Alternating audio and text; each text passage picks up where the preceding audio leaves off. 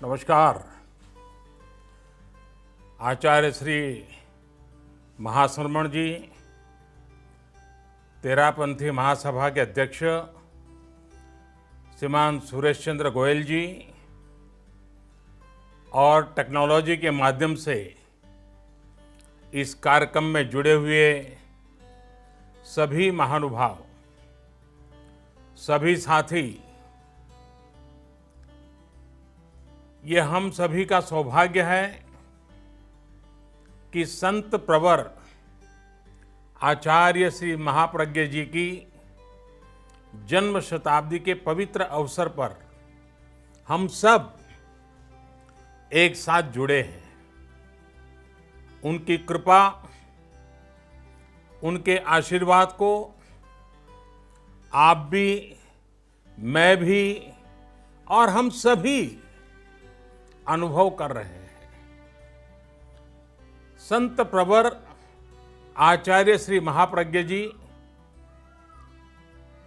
उनको आज नमन करते हुए, उन्हें श्रद्धांजलि देते हुए मैं आप सभी को भी बहुत बहुत शुभकामनाएं देता हूं। मैं आचार्य श्री महाश्रमण जी को भी विशेष रूप से नमन करता हूं, उनका धन्यवाद करता हूं। कोरोना की परिस्थिति के बीच भी उन्होंने इस कार्यक्रम को टेक्नोलॉजी के जरिए इतने प्रभावी ढंग से आयोजित किया है। साथियों, आप में से अनेक जन ऐसे हैं जिन्हें आचार्य श्री महाप्रज्ञ जी के सत्संग और साक्षात्कार दोनों का सौभाग्य प्राप्त हुआ है और उस समय आपने उनकी आध्यात्मिक ऊर्जा का अनुभव जरूर किया होगा। मैं ऐसा इसलिए कह रहा हूं क्योंकि मुझे मेरे जीवन में ये अवसर आचार्य श्री का विशेष स्नेह और आशीर्वाद का सौभाग्य निरंतर मिलता रहा है। मैं अपने आप को भाग्यशाली मानता हूं। मुझे याद है, जब गुजरात के मुख्यमंत्री के रूप में मैं कार्य संभालता था, उसी कालखंड में आचार्य जी का गुजरात आना हुआ था। मुझे उस समय उनकी अहिंसा यात्रा में, मानवता की सेवा के अभियान में शामिल होने का अवसर भी मिला था और मैंने तब आचार्य प्रवर के सामने कहा था, मैं चाहता हूं ये तेरा पंथ मेरा पंथ बन जाए। आचार्य श्री के स्नेह से तेरा पंथ भी मेरा पंथ बन गया और मैं भी आचार्य श्री का बन गया। साथियों, मैंने हमेशा उनके सानिध्य में ये अनुभव किया कि उनके जैसे युग ऋषि के जीवन में अपने लिए कुछ नहीं होता है। उनका जीवन, उनका विचार, उनका चिंतन, सब कुछ सिर्फ और सिर्फ समाज के लिए, मानवता के लिए ही होता है। आचार्य महाप्रज्ञ जी कहते भी थे, मैं और मेरा। आचार्य जी बार बार कहते थे, मैं और मेरा छोड़ो तो सब तुम्हारा ही होगा। उनका ये मंत्र, उनका ये दर्शन उनके जीवन में स्पष्ट दिखाई भी देता था।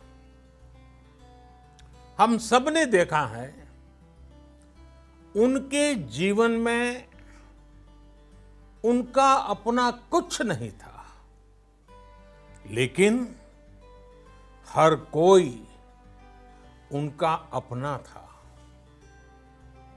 उनके जीवन में परिग्रह किसी भी वस्तु का नहीं था, लेकिन प्रेम हर व्यक्ति के लिए था, जीव मात्र के लिए था। साथियों, दुनिया में जीवन जीने का दर्शन तो आसानी से मिल जाता है। आज तो गूगल गुरु को पूछोगे तो भी मिल जाएगा, लेकिन इस तरह का जीवन जीने वाला आसानी से नहीं मिलता। जीवन को इस स्थिति तक ले जाने के लिए तपना पड़ता है, अपने आप को तपाना पड़ता है। समाज और समाज की सेवा के लिए खपना पड़ता है, तिल तिल जलना पड़ता है। और ये कोई साधारण बात नहीं है। पर असाधारण व्यक्तित्व ही असाधारण को चरितार्थ करता है। तभी तो राष्ट्र कवि रामधारी सिंह दिनकर जी कहा करते थे कि आचार्य महाप्रज्ञ जी आधुनिक युग के विवेकानंद है। इसी तरह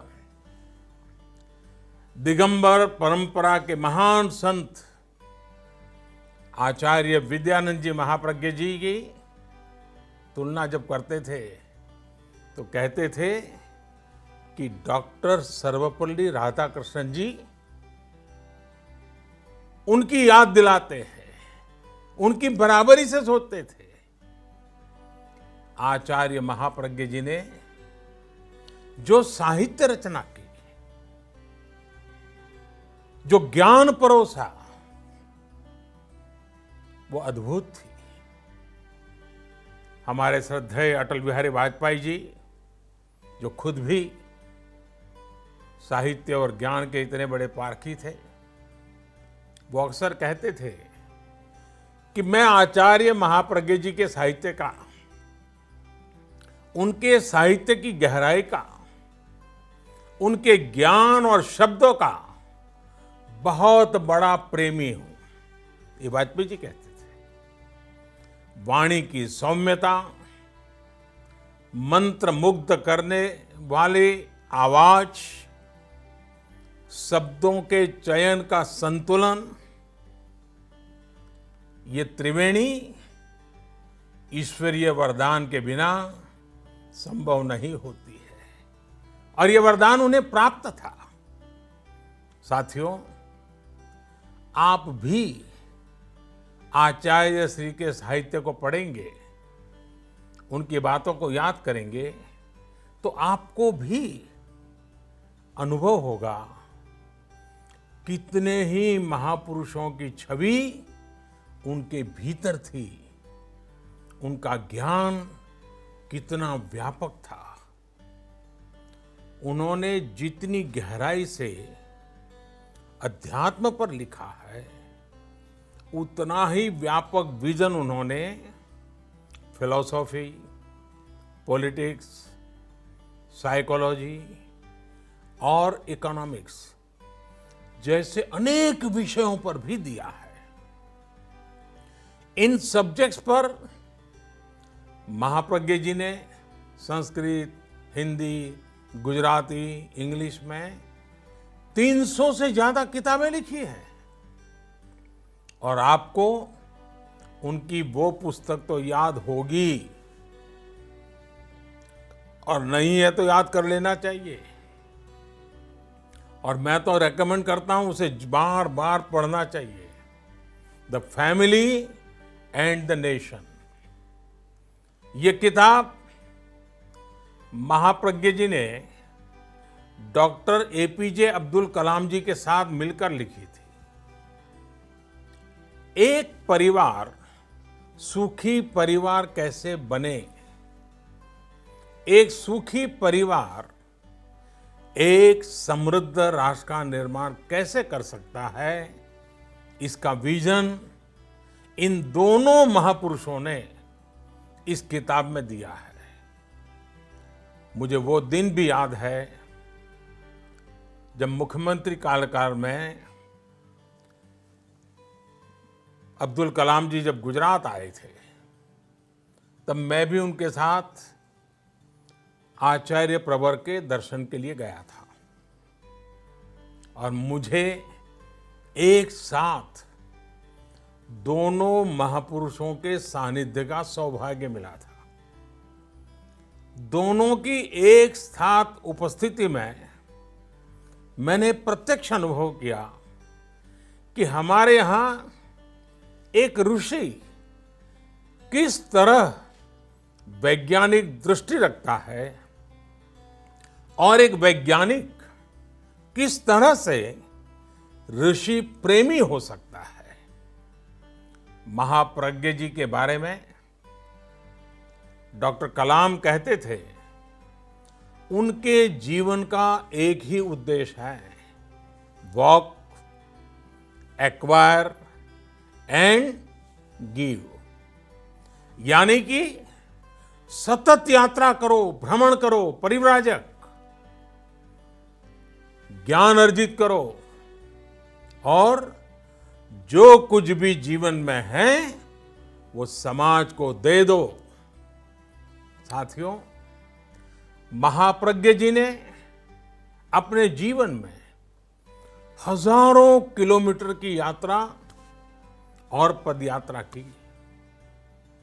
अपने अंतिम समय में भी वो अहिंसा यात्रा पर ही थे।